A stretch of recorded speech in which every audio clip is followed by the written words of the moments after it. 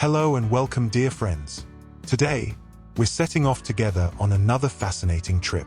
We're heading to Packwood House, a beautiful place well worth visiting. So, stick with us. I promise you'll enjoy it. Let's go.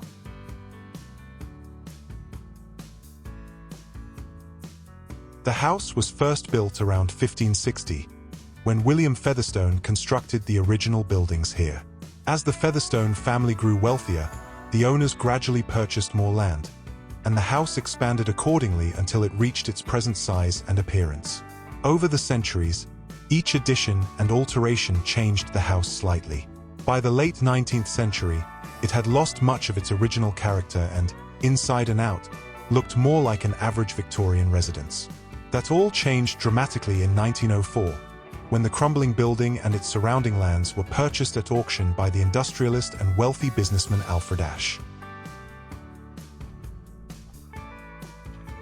After the auction, Mr. Ashe casually remarked, "I only bought the house because my boy wanted it."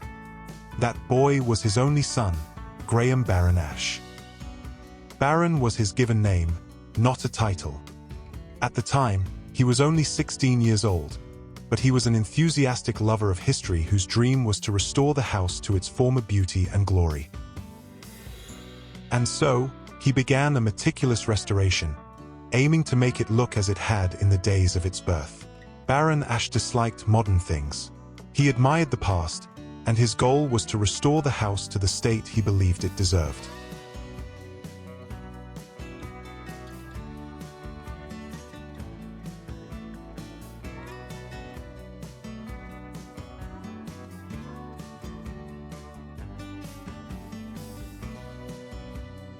He devoted a full 40 years to this task. Once he felt the work was complete, he donated the house and surrounding lands to the National Trust and moved on to restore a castle in Sussex.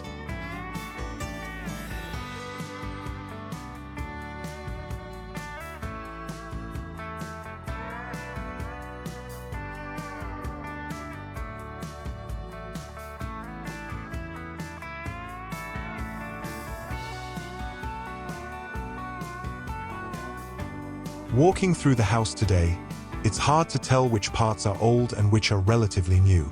For instance, he converted a nearby barn into a great hall and ballroom, linking it to the main house via a long gallery.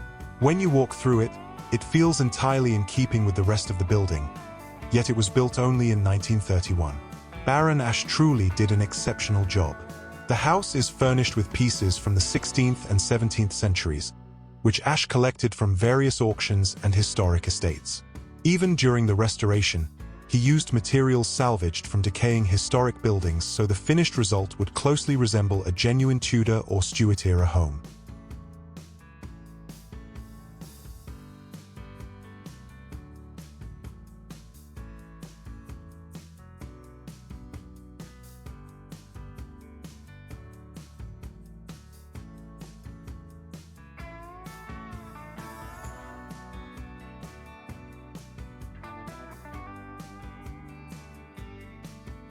This chest, for example, must once have held something very valuable.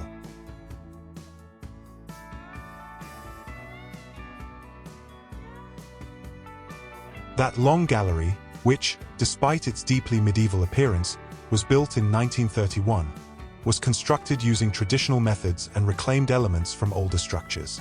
It genuinely feels as if it breathes the Middle Ages, even though it's not yet 100 years old.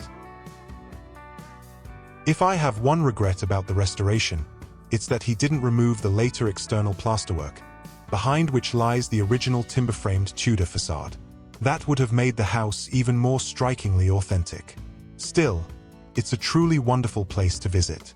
If you ever have the chance, make sure to see Packwood House. You won't be disappointed. Baron Ashe didn't spend all his life working. At the age of 21, he had already traveled the world, including a visit to China. The parties Baron Ashe hosted at Packwood were legendary. The biggest stars of the jazz world in the 1920s and 1930s gathered here. In 1927, Queen Mary herself visited, as did Georgian Prince Chavchavadze, who gave a recital on the spinet. The instrument, bearing his signature, can still be seen in the drawing room. This relatively modern bathroom was built especially for Queen Mary's visit.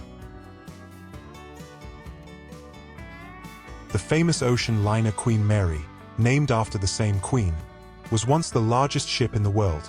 If I recall correctly, it's now permanently docked in Long Beach, USA, serving as a luxury hotel. And so, dear friends, that is the marvelous Packwood House. The interiors are superb, with so much to see. But now, let's head out to the gardens. They're just as impressive.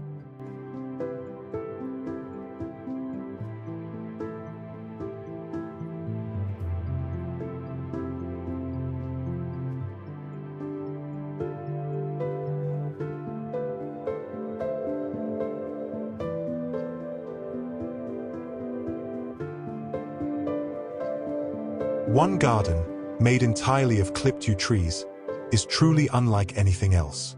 There are said to be about 100 of them, and only one has an untrimmed top.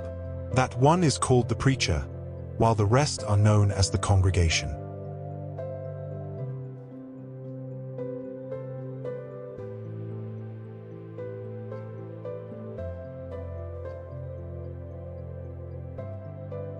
I'm going to follow this yew-lined path and see where it leads.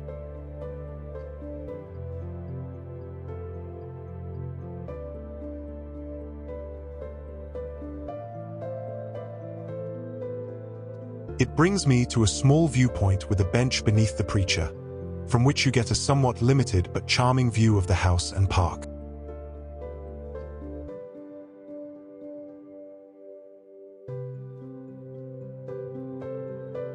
Of course, such a vast number of trees and formal beds require constant maintenance. By the time the gardeners finish at one end, it's time to start again at the other. If you tire of the house and formal gardens, you can take a walk around the lake. There are benches to sit and relax. It's really quite lovely.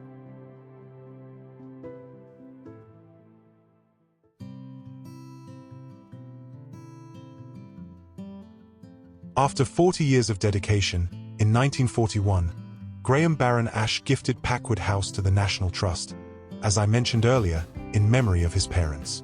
His only condition was that everything inside the house must remain exactly as it was on the day he left. Furniture must stay in the same position, nothing may be added or removed, and every room must have fresh-cut flowers daily. As long as these instructions are followed, the property will remain in the care of the trust. And after such a long walk, I think we've earned some ice cream. Let's do it. Here's the enormous serving we got for just £5.50. Let's see if we can manage to finish it.